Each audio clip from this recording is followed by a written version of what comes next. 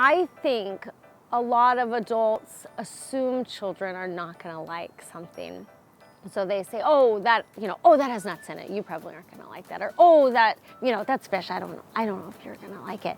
Well, don't say that. Let them try it. Let them experience it, because chances are good they're going to really like it, especially if they've had a hand in getting it themselves. The lingcod and rockfish and bass and all that we bring home, our children don't have a hand in catching those with us, but they know that mom and dad go get it. They watch us fillet the fish in the kitchen, and they're part of that process. However, trout and stuff, they can catch trout all day long, and they love to eat trout because they caught it. I think if kids have a hand in it through their parents or just helping cook the meal itself, regardless of where it came from, I think they're more likely to try it.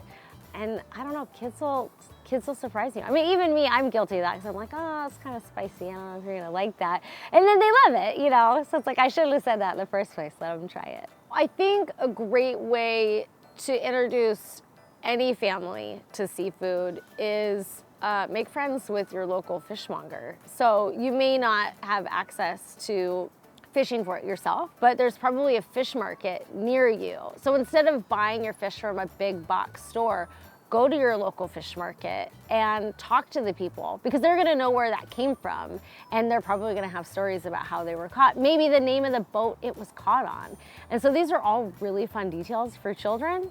And I know my kids in particular, they love details like that. So it's like, oh, this was caught on the Liberty too. And they're like, oh, okay, that's cool. I like that, They love the storytelling aspect of food. I love it, you guys. Oh. We'll give that to the chickens. We'll give that to the chickens.